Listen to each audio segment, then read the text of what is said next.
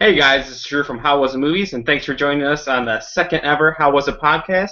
Joining me today are the usual guests. First, we got Ryan. What's up, Ryan? Hey, what's going on, everybody? Back again to talk about movies and sports, and hopefully Wolf does not bring Charlie Brown with him this week. Also joining us, as usual, we got Nick. How's it going, Nick? Pretty good, Mudge. Nice to see you. Nice to see you, Hurling Wolf. It's been a long time. I love seeing your beautiful faces in pixel form. So let's have a good talk. And also joining us, we got Sam. How's it going, Sam? It's going well. Nice to see you guys. And in honor of Giancarlo Stanton winning the home run derby, here's him getting hit in the face. Oh, that's gotta hurt. Do you have express written consent from the MLB for showing us that video? Yeah, thanks, Wolf. We're gonna get sued now. The video's gonna get taken down. The video is going to be taken down in like 5 minutes. It's okay. I'll lawyer talk us out of it. All right. I don't have a legal degree, but I can talk us out of it. You don't need a legal degree, I don't think, at this point. All right, I trust you. It's all speculation. They don't have proof. Yeah, that could have just been us recreating the thing in our backyard. They don't know. That video. So how the show works is the first half we're going to talk about movies like 20 to 30 minutes or so, and then the second half we're going to break down into the sports world, so we have a nice divide so you can go check out which half you want to check out. And the first thing we want to get to today in movies is the box office from this weekend. Secret Life of Pets just destroying it. I think it was the third biggest animated opening ever. I got the numbers right here. $104 million weekend gross. Hurley, what did you think about these numbers? I mean, so it was projected at 80 million this weekend. I went and saw it with my family. The theater was packed. It really shocks me just how much this made, because I think it's a fun kids movie, but I don't think it's something like, it doesn't make as much sense as something like a Finding Dory that had like a built-in audience, and Finding Nemo was a great movie. So this was kind of an anomaly. Yeah, the thing that's so shocking to me about this is that Finding Dory still came in third this week with $20.8 million. So that's two huge box office weekends for two animated films. Wolf, what's your take on this? I was looking over the numbers too a little bit, and I'm honestly not that surprised. Like, the company that it was in for being so high in the box office for other animated movies was like one of the Shrek movies, and Finding Dory, for example, was up there. But like with how bad the summer's been in terms of movies, like I'm not even surprised, because like people go to the movies and they're like, I don't want to see Independence Day. Like, I heard that wasn't good. I don't want to go see Tarzan. That doesn't look good. But then they want to go see a movie that they can take their kids to, and it's something completely original. So I was surprised like how high it was, but I'm not surprised it did well. And that does kind of ring true. Like just the competition that came out with this weekend with like Mike and Dave, that just was not doing it for me in the trailers. But then also like if you look at just Finding Dory and Secret Life of Pets, even that I feel like it's going for two different groups of people, because I feel like Secret Life of Pets is a little bit more of a kids movie. I feel like Finding Dory is a little bit better for like everybody. I think Finding Dory was meant for like us, like Yeah. people our age who grew up with Finding Nemo. Like it was meant for us to go see and just like have nostalgia. Well, Right. like Life of Pets is like, here kids, like the teenagers have Finding Dory now. You can go see this.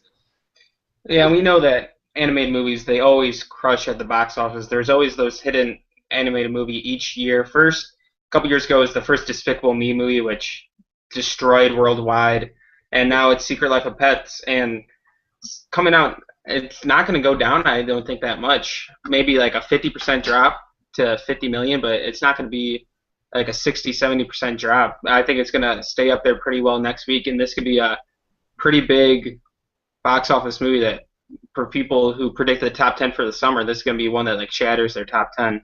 Nick, what's your takes on these numbers that you're looking at? I think specifically the numbers for Secret Life of Pets and how well it's doing just reflects on what is out in theaters right now. Like just looking at what is out, Mike and Dave, not a good movie, but it's like not appropriate for everybody. I think Sultan is out. I don't even know what that is, and no one really cares about that movie either. But like in reality, when we look at what's out there, what's in theaters, it's kind of just funneled towards Secret Life of Pets because Finding Dory's already been out for I think what 2 weeks now, and Yeah, it's this done. is Second week. Okay, so it's the second week. Yeah, it's already been out there. I know everybody who wants to see that movie already saw it. So the studio's kind of just making people see that movie, man. That's what I would say. thing I'm shocked about too is that the BFG is not even in the top 5. I mean, that's a Steven Spielberg movie it looks like it's number 7. Yeah, number 7 took a 58.4% drop from last week to only make 7.8 million this week, which for Spielberg, that's honestly one of his biggest flops probably ever. Yeah, I can't remember a Spielberg movie doing this bad at the box office. yeah. I mean, he invented the blockbuster, and then now it's like he's struggling to create one that's really good. Like I missed it opening weekend, so I went and saw it this week, and it was just me and my sister in a completely empty theater, and I was honestly shocked that it did that bad. I just think it's because it's called BFG, man. Like, what is that? Yeah, I feel like Well, it's based off a children's book. I But if you don't understand. know It stands for Big Friendly Giant, but like, what is user friendly? What is appealing about BFG, man? yeah, I feel like it's not something like Charlie and the Chocolate Factory, where like people really know that, and that's another Roald Dahl book. I don't feel like people know BFG. Yeah. That movie was terrifying. It was. People like, Which one are like, you talking about, though? Are you the talking? first one was like weird, but the one with the kid from Freddie Highmore, right? He Sure. was good. I mean, Johnny really Depp. good actor. isn't that oh no, that is Charlie and the Chocolate Factory. That's just a weird movie. Isn't he in James and the Giant Peach too? Isn't he in both of those? He might be. I think. I just remember seeing the Johnny Depp one with my dad opening weekend, and my dad and I both just like looking at each other when Johnny Depp came on screen and being like, "What is he doing?" And I was like 8 years old when that came out. So like, just honestly, that movie is so weird. and creepy. With that though, I feel like he gets a bad rap because people try to unfairly judge him to Gene Wilder. And I found it okay when I watched it as a little kid, but it wasn't like the greatest thing. The first one's still better, but I think he gets unfairly judged with Gene Wilder, and Gene Wilder gives like the performance of his career, so it's not fair to Johnny Depp.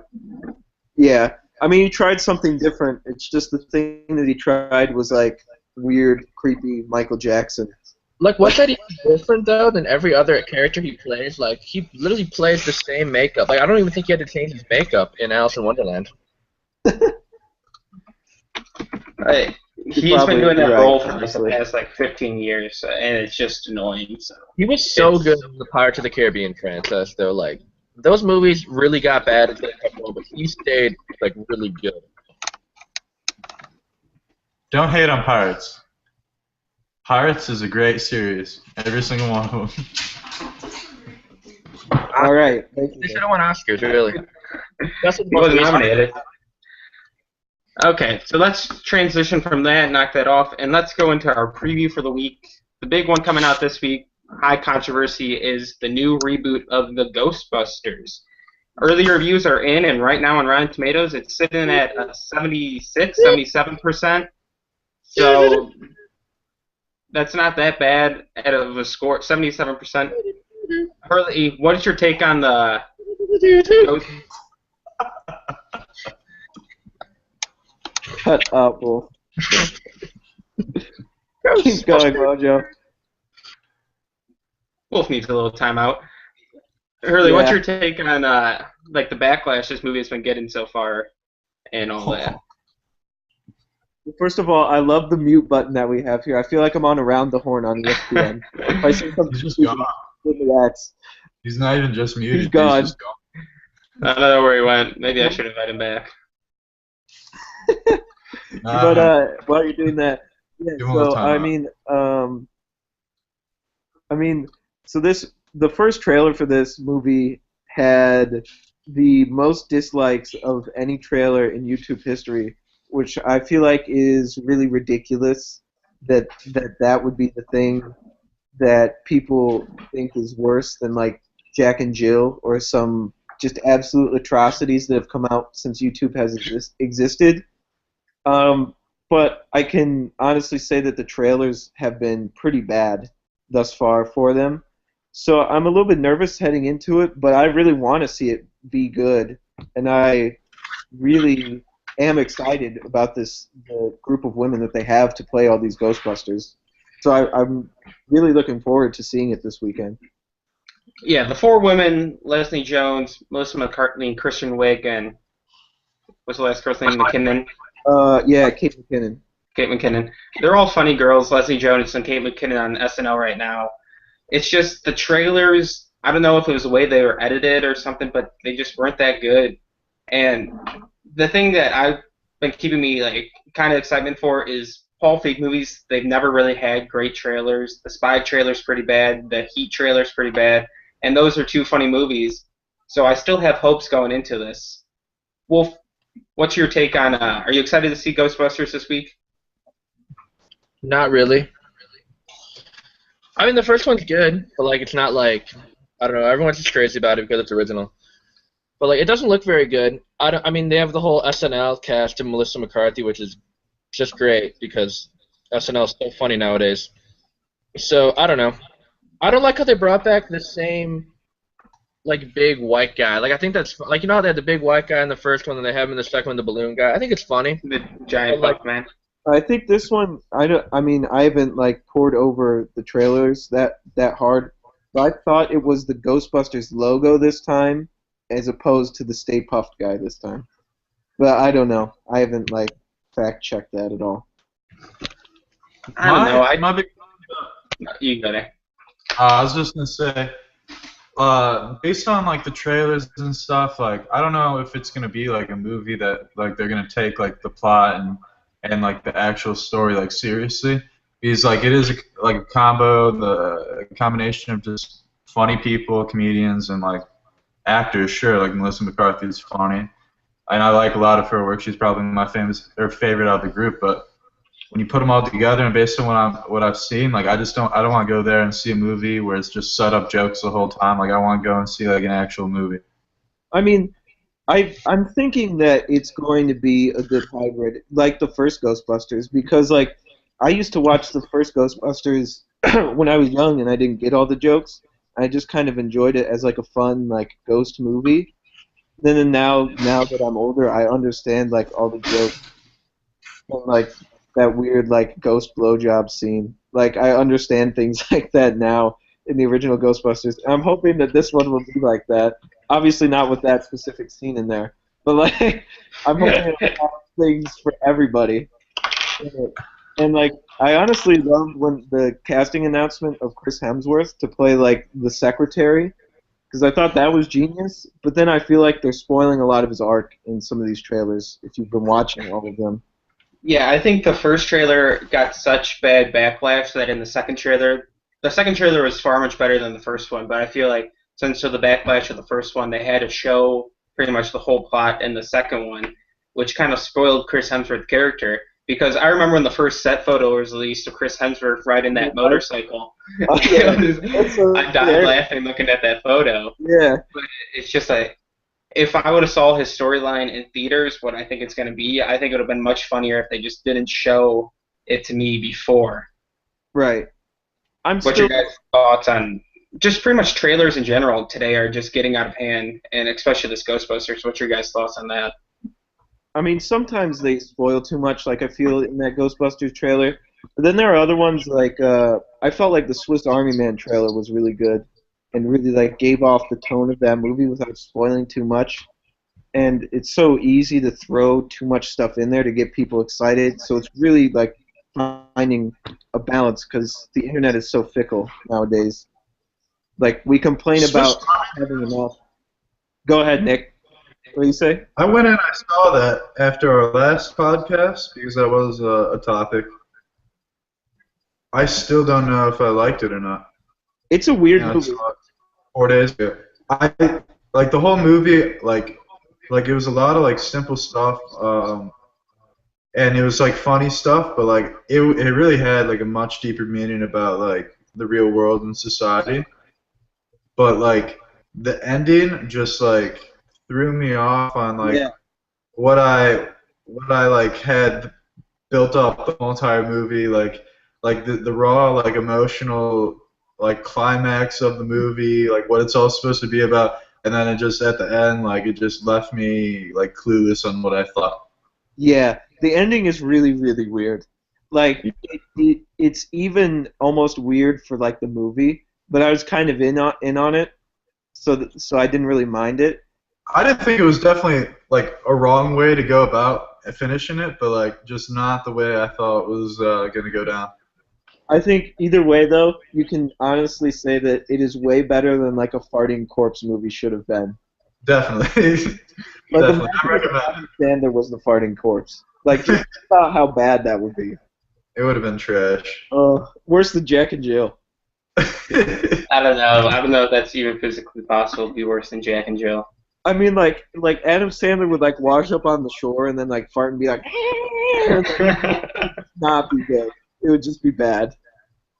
Yeah, you're right. They did put a lot of work into it. They did a good job. Yeah. It's weird, but it's not a bad weird. Yeah.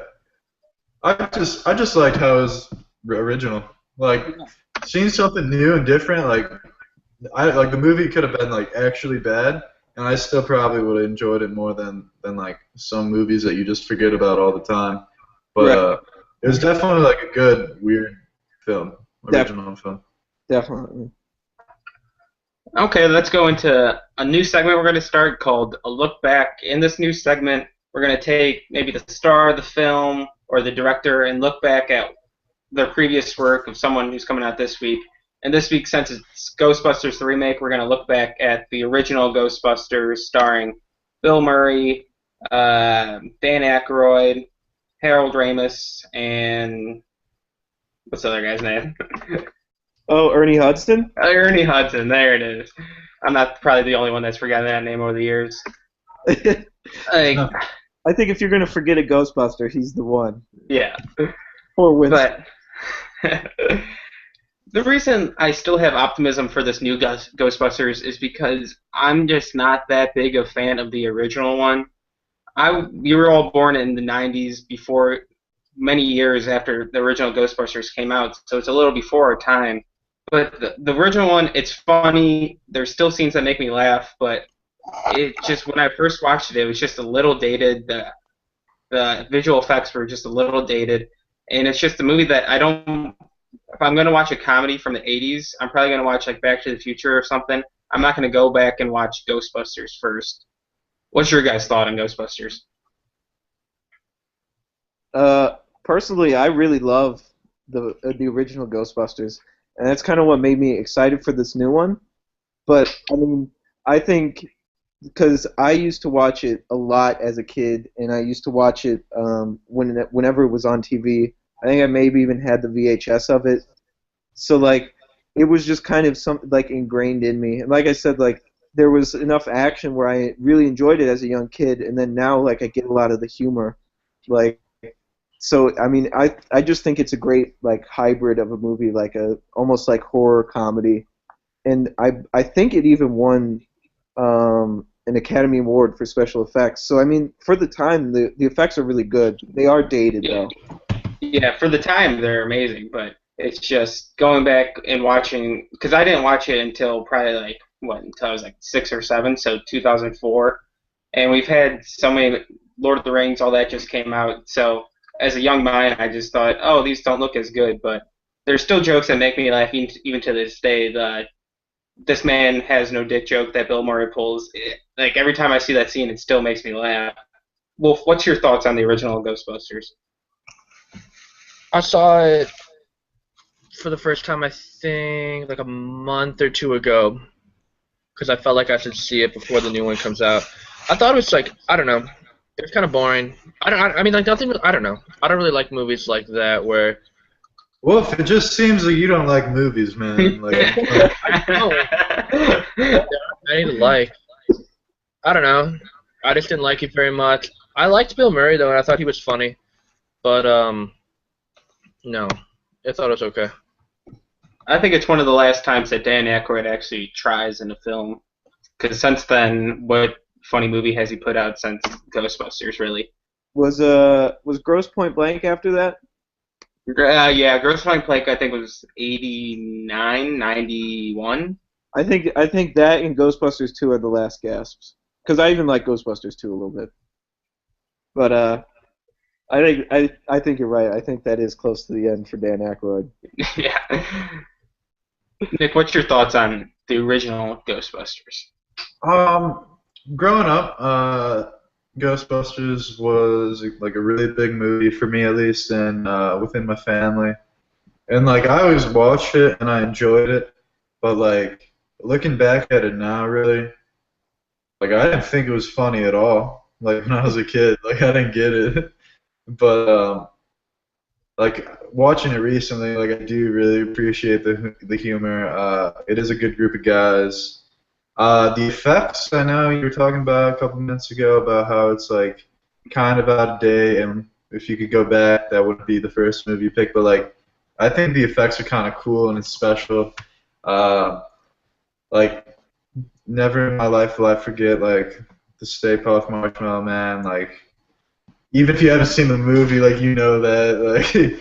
Like, I enjoy it and I'm excited, and I do hope that the new one will be like just around as good as the old one.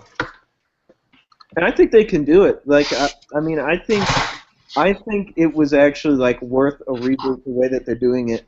Like I think Paul Feig is the right guy to do it. He's one of my favorite comedy directors. And like I mean, these women were on Saturday Night Live, and like I know sometimes SNL doesn't give them great material to work with, but when they branch out and do other things, they're really great. So I mean, I'm excited for this new one.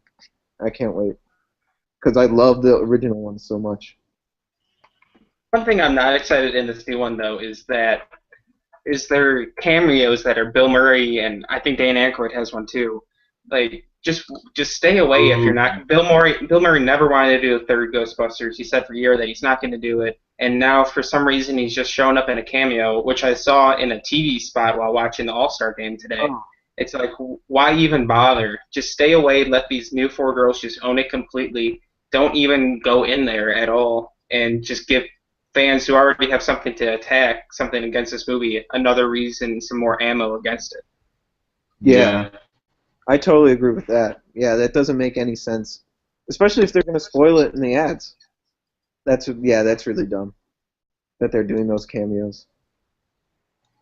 I didn't see that during the All Star game, but Or I maybe definitely would have been upset maybe if it I saw wasn't that. All-Star It could have What's been. the point?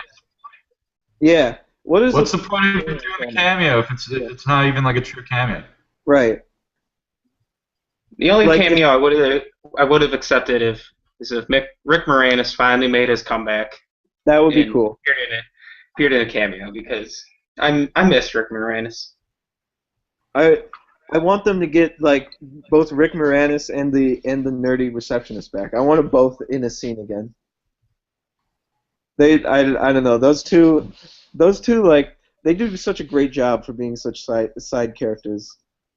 Like Rick Moranis in the first one tried one of the best just ancillary characters probably in film history. He steals every single scene he's in because he's just Rick Moranis.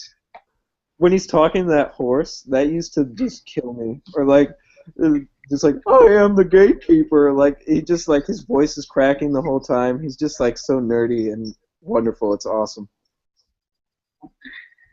Okay, we've been going for about 20, 25 minutes in movies, so I think that's a good time to switch over to sports. And first, this weekend we had the big Euro Championship match, Portugal versus France. 25th minute, Ronaldo goes down with injury, has to be subbed out. And then in the 111th minute, an amazing goal by Portugal to put him up, and then they win the Euro Championship, first major championship in Portugal history. Wolf, what's your thought on this Portugal win? Oh, it's the most undeserved, I think, trophy in the history of any sport ever. And like, you can fight me on this, but like, I understand with how the new setting was, but 16 teams are going to get to go into the knockout stages, which was 2/3 of the field. And I mean, like, that's fun for the sport. Like, I had a ton of fun getting to see, like, a lot of these teams that normally wouldn't be anywhere near there, like Iceland or, like, even Albania, who would have never made the tournament in the original field. But the whole injury really ruined that game because a lot of people weren't excited about Portugal-France because, like, that side of the bracket with Portugal was such a joke compared to the Germany, France, England, if they were any good side of the bracket. But this Ronaldo getting hurt, like that tackle on him to get hurt, like it wasn't anything vicious. It was just, part of the game, and that's what's so sad about the. I think probably an MCL tear with my boy Taylor. Make sure to let us know. Great commentator, and that just really ruined the game for me. But I thought Rui Patricio played great, the Portugal goalkeeper. He stood on his head. Griezmann should have scored on that volley from 6 yards out. I don't know how the heck he missed that. But Adair on the books for Swansea, even though he was hurt all last year. But that was a great goal in the 109th minute. Amazing. Yeah, the goal was insane. Still don't know how he got free from the defender and he put it perfectly in the corner where Laurie couldn't get it. But Portugal, the whole game, he never had anything to do because Portugal couldn't get past the back line. But finally, like once they kind of did, he just couldn't get there. Perfect placement, really. But Portugal in their entire group stage didn't even win a game. They drew every single game. They didn't win in the knockout stage. Did they win a game in regulation time, or did every game go to extra time or shootouts? I can't remember if they won one of the games in regulation. Poland went to shootouts. Who'd they play? They play Wales. I think they beat Wales in regulation. They did. They did beat Wales in regulation. I forget who played before Belgium. Or not Belgium. Poland. But it's kind of a miracle story of them winning it, which has been just the story in soccer so far this year. Leicester City, Iceland making it as far as they did, Wales making it as far as they did. What? What'd you just say? Say the Barclays Premier League winner again, Mojo. Leicester City? How'd you pronounce it? Leicester City. Leicester. Same thing. Good luck being a Tottenham fan if you can't pronounce it. How'd you pronounce Leicester City? Or did you just cut out? I could say Tottenham. You got one. No. Stupid English pronunciation. It's the same thing. They're all English mode. Let's not focus on my mispronunciation of one weird word, okay? I just wanted to make it known. Okay, moving on. Continue. Nick, what's your thought on this entire Euro Championship in general, the whole Euro tournament? When it comes down to the Euro Cup, there's little that I know due to the fact that everything that I know about it came from Snapchat, ESPN. But from what I did see outside of that and from within, Portugal is lucky to get where they finished. Their star power in Ronaldo was weak. He really didn't perform. He had a lot of misses, but he did play overall pretty good at the tournament. He did the star matchup between Portugal and the other team was very close. Statistically, Ronaldo and that other guy really had a very similar statistical line going into the final. So that was a key matchup to watch and see other. Obviously, Portugal was able to do it on their own without any effect from both stars. I like that other guy. That's a really good player. That other guy. I mean, the other guy was pretty good. He got his team to the finals, and he did pretty good. I enjoy you toughing through that, your lack of knowledge of it, and giving us a solid general analysis. No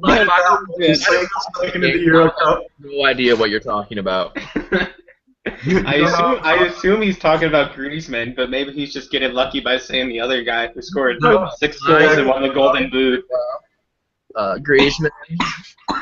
I'm talking There. about Conte. Conte plays on what's it called now? Leicester? Leicester? Yeah. Is that where Conte plays? Leicester City, Moj. I think it's Leicester. I know that. Is it Lee Kester? No, it's Leicester. Leeds United. Leicester. Yeah, Leicester. No, but Moj, I like the point you bring up about how like underdogs have been performing well in like tournaments and playoffs. Like the Cavs weren't supposed to win the championship, and they beat the best team ever, Warriors. They're not the best team ever. Best Not the regular season team. I like the air quotes though. And like I don't know. I mean, I'm hoping that the Super Bowl this year can bring us something different than like the Patriots winning it, the Broncos winning it, the Seahawks. I just want to see something like I like this trend that's happening right now in the world of sports, where like different teams are winning it all. There's a lot of parity, and I agree. And Like Djokovic losing in the Wimbledon, that was pretty cool. To an American, nonetheless. Hey, Yeah, we have a tennis player to replace Roddick finally. maybe. We'll see. American is sometimes. I believe that like all the parity in sports like is because of new players. Like we're in a generation where a lot of these old veteran guys are starting to retire, and we're getting some new guys. And like an example of this is like Tim Duncan's retirement. Like, what do you guys think about that? That's crazy. 19 years, 19 straight playoffs. Like that guy's a legend. I mean, I think I almost just took it for granted that he was always going to play because he's been so old, like for so long. It seems like, but he's just great. I mean, I think I read something that he's won a championship in 3 different decades. I mean, not very many people can say that. Like he's the best power forward, honestly, of this generation for sure. Maybe all time. Like just his leadership, his ability to shoot in the post, his ability to defend, his ability to just be the guy to like win a game for you is just amazing. I feel like he's the last of a dying breed. Like, there's not that many big men that can carry their team anymore. Like, the only big guy that is like the star of their team now that I can think of is Boogie Cousins, and Sacramento is just in shambles, or at least they were last season. So Boogie's just not a leader. yeah, He's a crybaby. He doesn't want to be there anymore. I don't know why they just won't trade him away while his value is still there. Well, I think the special thing with Tim Duncan was, like, he just kept his head down, kept his blinders on, went out there, played basketball, left. You never heard anything extra. You never saw anything about his personal life. He was all business, just wanted to play the game, and then got out. He came in like he played the game, and he left like he played the game, just doing it. As long as he's not too busy laughing on the sidelines, he's good. which is Exactly. I mean, it's super refreshing to have somebody that just gets to work because I mean, like, say what you want. They're like, I mean, I think LeBron is totally like pretty much vindicated, but you just hear a ton of stuff from him every single year, and it gets really like frustrating. Like, because I know, like, there was that thing that he tweeted out where he said that he wanted to be on a team with like Carmelo, Dwayne Wade, and one other person, and none of them are on the team that he's on that he just won a championship with. Yet he basically ghost general manages it and ghost coaches it. So it was nice to have somebody like Tim Duncan that just got to it. Yeah, I always think Tim Duncan, he was always one of the best players in the league, but no one ever thought of him as like the superstar like a LeBron or like a Shaq in his day or a Kobe. But if you look at the stats, they're just insane. Every year he played, they never had a season where they lost. They always won at least 60% of their games, and that's 19 years straight of doing that. Right. Like, we'll probably never see a streak like that again in the NBA. And it's interesting to see where the Spurs go on from here now because Tim Duncan and Because I lost my train of thought like in the middle of the sentence. I always feel Tim Duncan got, like, I don't know about lucky. He just got lucky with, I guess, who he got to play with. Because, I mean, he got to play with David Robinson, who was an NBA Hall of Famer. He got a really, really good point guard in Tony Parker for many years. And he got Manu Ginobili, who just was always there in the clutch. And that team really knew how to build, like, a team. Like, they had the bench. They had the guys. They just had good characters and leaders on that team to really lead them to where they were. Yeah, I agree because like going back to his stats, like he never led any statistical category. He was always just pretty up there in all of them. So like it is cool to just see like an all-around player with an all-around team, and he had a great career. My salute to you, sir. Everybody salute him. There we go. I got Wolf, it. no, Wolf and Hunger Games salute. I'm sorry. Okay, going on from there, let's talk about tonight's All Star Game. AL winning it for the second year in a row, getting that home field advantage, winning it AL 4-2. Four straight? Yes. Baseball really has the only All Star Game worth anything because the winner actually gets something. The NFL Pro Bowl is just a bunch of players running around doing nothing for 60 minutes. The NBA All Star Game is a joke where they score almost 200 points a game, and hockey they just turned it into a guys just scoring a bunch of goals and just. But what do you guys think of the All Star Game in general tonight? I mean, the All Star Game is kind of a cool thing in baseball because I kind of like you said, it's the only competitive one. But just kind of the way that baseball is as a sport, it seems so like friendly, but they're still out there to win. And like watching the game tonight, I mean, I can definitely say that they were all having fun. They definitely both sides wanted to win, and the National League just could not get hits with runners in scoring position. I mean, the strikeout with the bases loaded. Like I flipped it on in the fifth inning, but they just when they couldn't get anything going, and when they did, they couldn't convert on it. So it was really frustrating to watch as a Cubs fan. As a Cubs fan, though, it was awesome to see Chris Bryant hit a home run off Chris Sale. Yes, that started off good. That was awesome, and Mojo, I just want to thank you because Chris Sale is a great pitcher for letting us score. But whatever. What about Quintana pitching a scoreless inning? You didn't talk about that. No, it's fine. Or how that's the first time Chris Bryant ever made contact in his career against Chris Sale. He struck out every single time before that, and this doesn't even count. It's fine. How many games back are the White Sox in the division right now, Modes? Do you have a number? How are they doing? Are they even like in the wild card race right now? They are. They're 3 back in the wild card race. I don't think so. They're 3 or 3.5 back. What are they back in like the division? Like 8, 9, 10? I'm not saying that the Indians aren't good, Wolf. They are good. They're just. Wait, you're an Indians fan? Yeah. All right, I lost track. I'm just saying I don't think they don't have the pieces there yet. I don't understand what they're doing. Like I still will never understand the trade for what James Shields. Wolf, his last 4 starts have been quality starts. I don't get what you're saying. He had a rough stretch for his first 4 starts, and his last 4 have been all quality. I understand that like they're paying him not that much for what he's doing, but like use that money to get someone to hit the ball for you guys. They've been hitting well lately. What are you talking about? Brett Lawrie's on a 11-game hitting streak. They've been putting up a lot.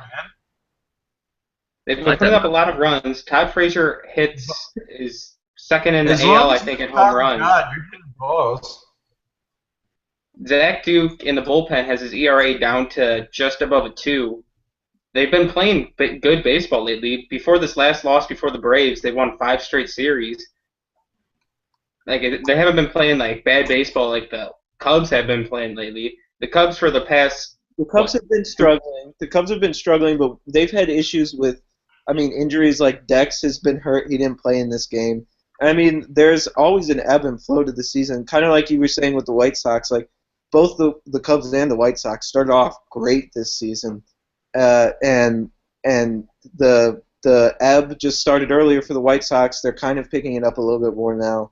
I think this All-Star break will be good for the Cubs, though. I mean, you get a little bit of rest. Thankfully, nobody like Rizzo or Bryant did the home run derby because that always screwed somebody up.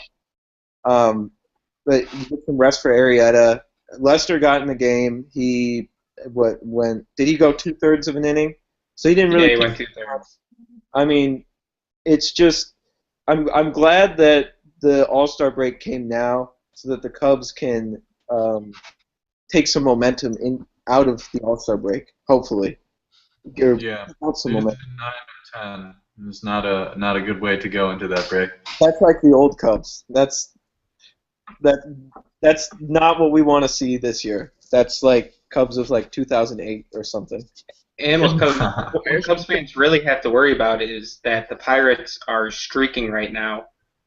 They were on a 7-game win streak, and then they lost the game before they started their series with the Cubs, and then they took 2 out of 3 with the Cubs.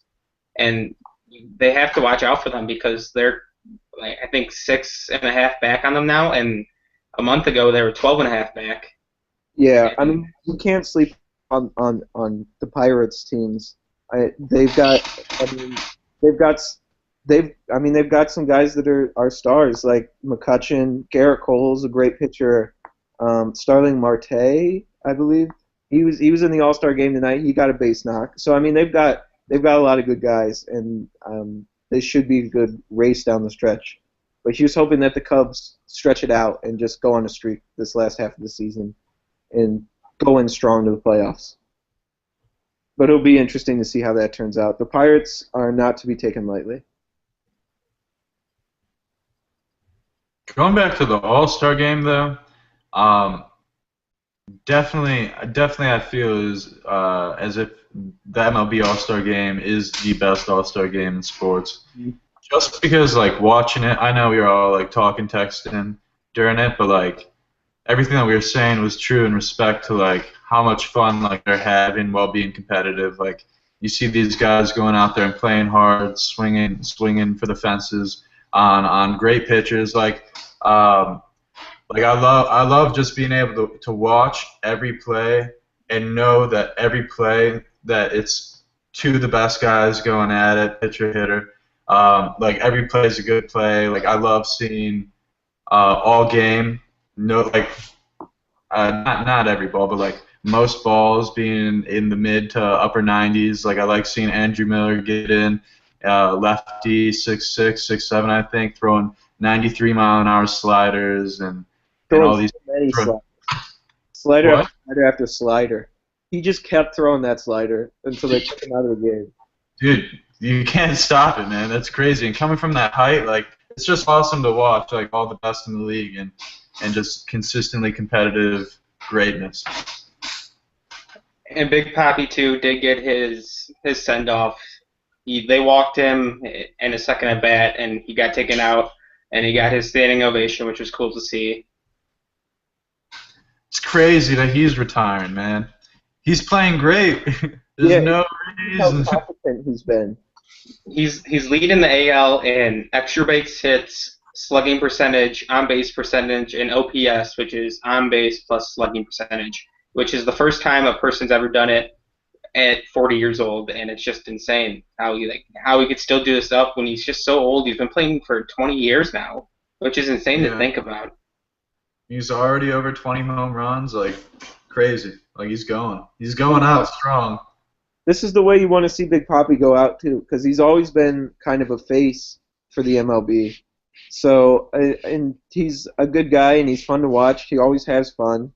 So it's great to see him actually playing well, going into his final season. Yeah, and it wasn't like Kobe's farewell tour where every other game it's just Hey. Kobe sitting on the sideline with a bunch of ice on his knee for the second half, and you don't really see him do anything. Kobe trotting out there, tossing up like 30 shots a game on half a knee. Can't even make it past one half. Like that was really sad. But just watching that final game where he scored so many points and he just could hardly even get up and down the court, but he's just giving it his all because he knows he's not playing again. Like, the Kobe farewell tour was painful, so I'm glad it's not a repeat of this with Big Papi. Did Wolf mute the chat? He muted me, but I don't know what happened then. Oh, Is there anything else you guys really want to talk about? We could talk about you guys hear about Chad Ochocinco signing on with the Browns to be a wide receiver specialist as a coach. No, I did not. I thought you were still in prison. No, he had like this he went on Twitter a couple days ago. He was like, "I'm sitting at home doing nothing. Hugh, give me a job. I teach the wide receivers," and like he kept going back and forth with some people. He's like one random guy on Twitter is like, "Why should you should get the job?" He's like, "Look at my 10-year career of running the best routes in the league," and then he actually got the job. He's going to be there this training camp, helping those young core wide receivers get better, which they really need since they drafted 5 in the draft. And Corey Coleman, he's not the best route runner. He's got the speed, but he's not the best route runner. He can really use the help of a mentor like Chad Ochocinco. What's your guys' thoughts on that?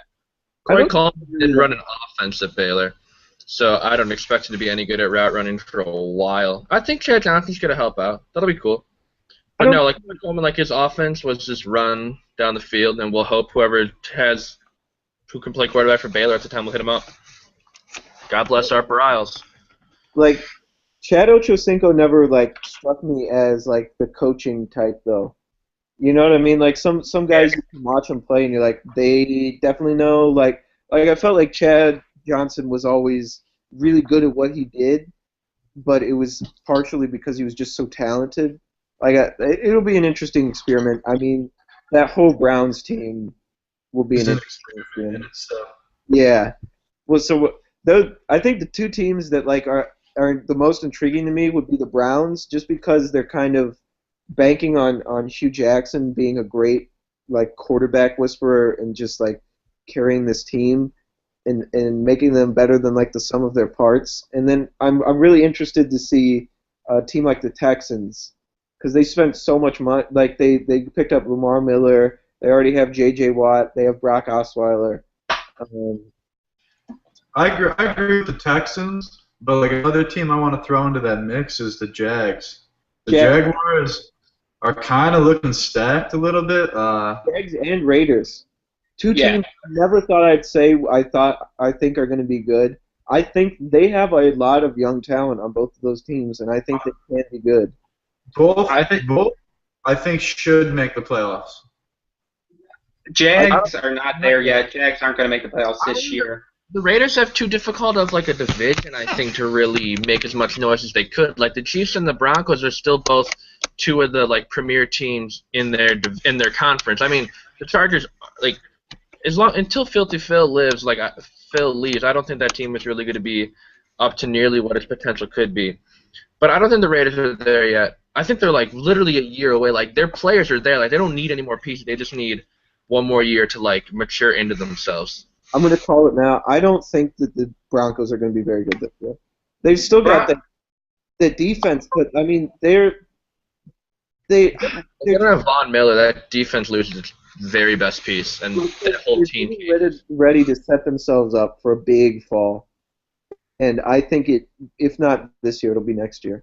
They didn't have a quarterback last year though, and I feel like that's everybody's argument. I mean, okay. Peyton Manning, at least cerebrally, even if he can't execute the play, he will get you running the right play. And Brock Osweiler is a capable stand-in, at least. The reason I think the Broncos might be better offensively is because Kubiak is an offensive guy. And I don't know about that, but he's got C.J. Anderson there who like fits his running style, I think, really well. And I think that's the key part there, if he can stay healthy. You're not going to have Peyton Manning audibling into good situations for C.J. Anderson to receive the ball. Like, I don't think – who are the two quarterbacks that they have? Is it Paxton Lynch and Mark Sanchez? And Trevor Sanchez is a starter right now. Neither of them are starting quality quarterbacks, and I don't see how this team's going to score. You just stack the line, make Sanchez throw an interception, and try and play some offense. Like, I don't think this Broncos team is very good. Mark Sanchez led a similar Jets team to two straight NFC championships. That's the only reason why I have any sort of optimism.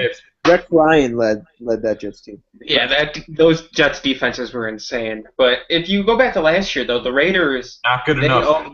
They beat the Broncos one game and they gave them a challenge in the other one. Khalil Mack getting 5 sacks in one game. I think they're going to be playing playoff football this year. Derek Carr is only getting better and better. He's going to be one of the premier quarterbacks in the league. And you got a pretty good wide receiver core with Amari Cooper and Michael Crabtree. who Michael Crabtree just had a resurgent last year out of nowhere, and they picked up who they got someone from Seattle, right? They got Otunga. Is that who they got?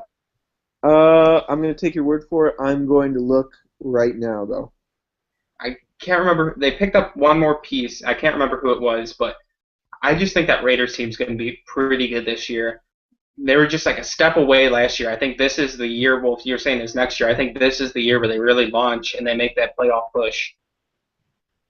I think last year they were. Yeah, Nick. Two things I want to say. 2 years ago, I told you Derek Carr was going to be the dude, and all of you guys hated on me I for did saying not. that. I always agreed with you, Nick. I've always loved Derek Carr since Fresno State. Except you, Moj. Second thing I want to I say. didn't hate on you. I said he had a few years. Okay, you don't need to make yourself look good now, but it's all right. Second thing I want to say, I don't think Mark Sanchez can do bad unless he butt fumbles again. That is the only way that I believe that he will lose the support of fans, and probably if that ever occurred in the regular season, like that would probably lose him the starting job. I think So if you could just avoid that, like I think he's gonna lead them to at least a playoff appearance. But with the defense staying somewhat intact, I don't know though, because Aqib Talib shot himself and Von Miller might not even play, so it might be kind of like a dysfunctional family of defense. But I think it could go either way. And I mean, I have some of the transactions pulled up from the Raiders this offseason. I mean, it looks like they re-signed Aldon Smith. They signed Sean Smith at cornerback, Bruce Irvin at linebacker, Kelechi Osemele to a 5-year deal. So I mean, they're adding some talent upon the talent that they've already got. And I don't think that there's any reason why they shouldn't be poised to beat the Broncos at least once this year, if not twice. And they'll beat them once. They'll split it. I think they'll split it. I mean, obviously all of this changes once the season starts, but like, I just don't see that Broncos team being very good. They lost a big piece in their D-line. They lost Malik Jackson, and they lost Trevathan too. Like, that's two big pieces of their defense that they lost. I don't know if Von Miller and DeMarcus Ware can carry the entire defense. I mean, I want them to succeed, but I don't know. I see maybe I see them fighting for that last wild card spot and eventually taking it, like the last week. That's all I'm saying. That's all I think they can do. I still think the Chiefs are the best team in that division if Alex Smith can play anywhere near as well as he did last season. Alex Smith is a really quality game manager. So and I think the key with the Chiefs is they just need to keep Jamal Charles healthy. Do they though? I mean, the backups have played exceedingly well in these past few years, but obviously you can't rely on backups. You know what I mean? It's They need more production from their wide receiver core. Yeah. What team doesn't score a single touchdown with their wide receiver? They didn't have anyone to throw to that year. They had Dwayne Bowe, who sucked. Dwayne Bowe couldn't get a starting job on the Browns this year. Dwayne Bowe got paid $2 million per catch by the Browns last season. That's true. That's true. Jeremy Maclin, though, on the Chiefs, he played really well, and mostly because they had no one else to throw to in the wide receiver category. Travis Kelce's great though at tight end. Really like Travis Kelce as a tight end for the Chiefs. That defense is still really good. Really good. Eric Berry is one of the best safeties. Am I thinking of him? Justin Houston, right? Is he on the team still? Justin Houston's, their pass rushing linebacker off the edge. Kamal Ali's still there. Yeah, that's a good defense. That's a good team. I don't think that the Broncos are going to be able to win that division, and I don't think they're going to be able to consistently beat the Raiders, which is something I never thought I'd say. That's just a good conference top to bottom. I mean, you got to worry about the Steelers, and they're going to be really good this year. I truly Yeah. believe that. It's And I mean, the Bengals are still. They haven't lost out on. They haven't lost any momentum yet. I mean, like Dalton can lose as many times as Dalton does in big games, but like that team still consistently wins a lot of games. yeah. And Baltimore last year just got screwed by so many injuries. Oh, That team I just- was better than a 4-win team. Like the year before that, they were playing in the playoffs. So they're always the team that could somehow make a push for the playoffs in that division. I think the key for Baltimore this year, and this is going to sound biased because you guys know I picked him on my fantasy team last year. I think the key for Baltimore is getting back Rashad Perriman because they didn't have a replacement as that deep speed guy, and Flacco throws a great deep ball. They need Didn't Prasad Perriman just get hurt again? I was just Yeah, thinking he just get hurt. Yeah, he just got hurt again. but they're saying he should be fine by week 1, which I've heard this Not song for the- before, and that's how I ended up drafting him and then getting hosed on him 4 weeks in because he was out for the season and they Who drafted Kevin White? That was another good draft pick. do what? Who drafted Kevin White? That was me, yeah. Who won as well? I'm just saying that was I think he's on my You didn't team win right. early. You didn't win on the merits of your draft. You drafted Lamar Miller in like the second round. Dude, one of these years, Hurls is going to be right on that pick. Hurley loves Lamar. Lamar Dolphin has, so swim. much talent. Lamar has so much talent, and Joe Philbin was just too stupid to give him his chance, and then Joe Philbin's gone, and then Lamar shines the first week Dan Campbell's the coach, but Dan Campbell doesn't let Ryan Tannehill audible, so they just stack the line on Lamar Miller, so then it's hard for Lamar Miller to get his number. I am so glad he's in Texas. Joe Philbin never should have gotten that job in the first place. He didn't do anything for Green Bay. And now look at that. Now the Giants go ahead and hire the old quarterbacks coach who didn't do anything in Green Bay. Like, I don't know why these people keep hiring Packers when fucking McCarthy calls the plays. It's because Aaron Rodgers makes them look so good. Aaron Rodgers is just so good. Team. That I mean, it's the same thing with what used to be with Peyton Manning offensive coordinators. I mean, Jim Caldwell was the incumbent to the Colts job because Peyton Manning's so good. I think it's what's going to happen in Seattle with Russell Wilson as the years go on. Yeah, and then Mike McCoy got hired to the Chargers, which the Chargers have been just a mess since he's been the coach. Yeah. He was Peyton Manning's offensive coordinator in Denver. So I mean, this is just a trend that always happens with great quarterbacks. I give Filthy Phil a hard time, but like, he doesn't really have anybody to throw to half the time. Well, he doesn't have a team around him. And That defense sucks. The offensive line is like us four. Like, he's got no one. Like Keenan Allen, like what? He almost died, I think, last year on the pitch. But, like, Him and Andy Luck have some lacerated kidneys together. I Oh. don't know how that's possible to lacerate your kidney in a football game. I was at the game where he lacerated his kidney. It was brutal. Holy crap, was that brutal. I saw him go up for the catch. He got whacked, and then he comes down, and like everybody, I think I was playing Roche that week who had Keenan Allen. And I was just like, is he hurt? He's hurt? And he was just like laying limp on the he looked like he was in so much pain.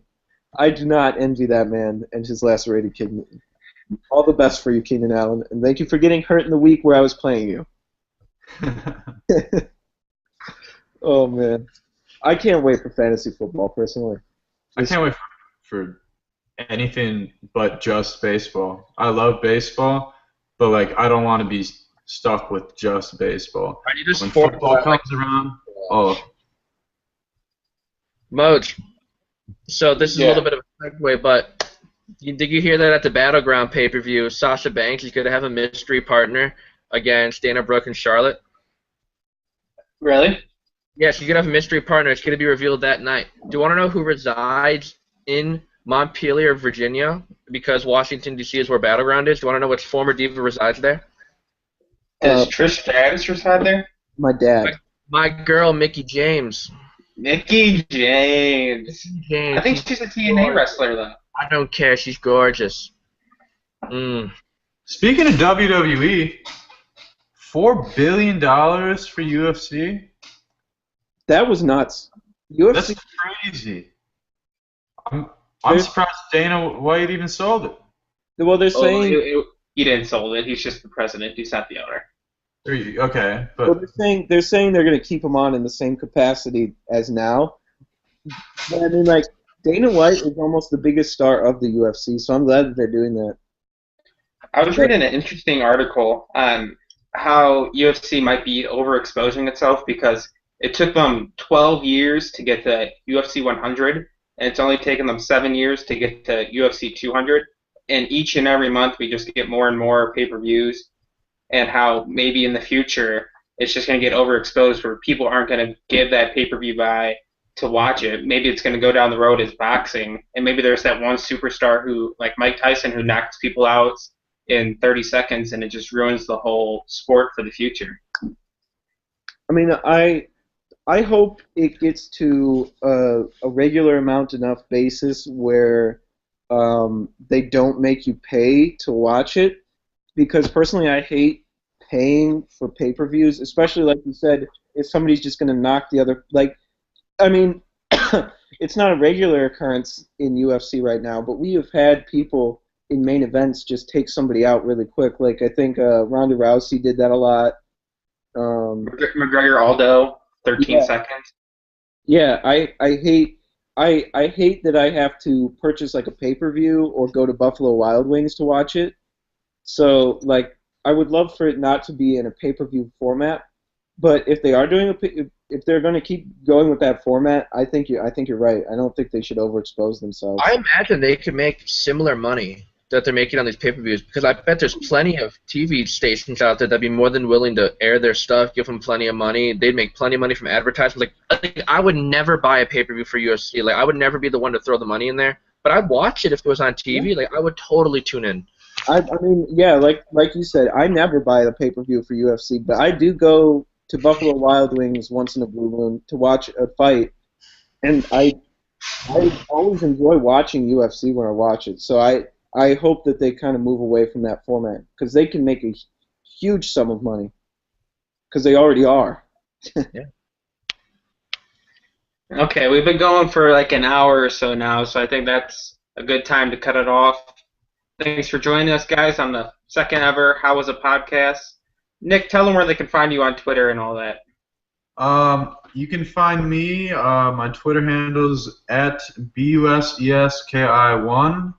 Facebook, you can find if you want, but like just follow me on Twitter if you want. Follow our Twitter at HWI Movies on Twitter. We have a Facebook. We're going to get an Instagram going. Follow us on social media. Share us. Everybody else, you can share your information as well. Hurley, where can the people find you at? Yeah, so mostly I'm using my Twitter at Hurlinator3423. And as Nick said, follow at HWI Movies. Get all of our updates. If you go there now, if you head to the site hwimovies.com, I just did. I think my review of Secret Life of Pets went up on Monday. Yesterday I also did. I did an article on why you should binge Mr. Robot, and that's coming back tomorrow. So go read that. Yeah, hey, that's a great show. If you guys are not watching it, I have never been so addicted to a show in almost like the snap of fingers. Like I have never binged something in 2 days before, and then I binged that and I binged Narcos in the course of a week. So. I'm really in the TV mode right now, but definitely, guys, go and watch Mr. Robot and catch all of my articles. I'll be tweeting them out on my Twitter at Hurlinator3423, and visit the site too. Where can good people find you at, Wolf? I don't really. You can check out my Twitter at swolf21. I'll be tweeting out my articles on there that I'll be putting together.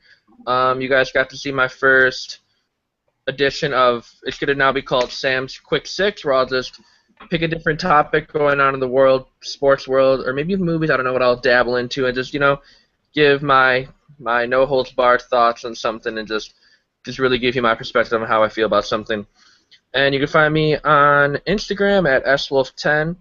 And yeah, so just I guess since Hurley just talked about what he's been watching, I've been cutting out my eyes while watching Secret Life of the American Teenager. Ooh. I'm telling you right now, if you cannot afford birth control, watch that show and you will never want to have sex ever again. Because all that show has taught me is that you will have a baby every single time you have sex, no matter what. Shailene Woodley, though, you're a goddess. Keep doing what you're doing. Molly Ringwald, stay in the 80s. She's really, if you want an interesting Twitter follow Shailene Woodley as well. Because she's insane. Yeah, she's like some weird like hippie. I don't even know how to describe her, but Wolf, I definitely recommend that follow on Twitter. Save the oceans. Also, anybody who's watching, definitely check out our website at hwimovies.com. All our personal information's on there too, and that's where you find our articles. My bank account card number, my social security number. My mother's maiden name, the name of the street I lived on when I was born, my first dog's name. Whatever you need. My blood type, O positive. First car, mother's maiden name, the usual. Nudes of Nick, whatever you really want. Just ask, I'll tell you. Yeah. It's all transparent here at hwimovies.com. We want you to know what we do, what we're like, and what we know. That's what we're about. And we're all about beating a joke into the ground, like we're doing right now. Yep. And you can find me at Mojo5210. I had to stop that before it got too out of hand. You can find me on Instagram, Mo Money Mo Mojo. Be sure to check out, like I said, hwimovies.com. I have just put up an article today on this last week's Raw. Then I had some news articles yesterday about Javier Bardem being looked at for the new Frankenstein role and a new set photo from Fast and Furious 8. So this is the second edition of the How Was It podcast. Thanks for watching, guys. Be sure to check in next Tuesday. We're probably going to do this weekly now. And thanks for watching. We'll miss you, Tim Duncan.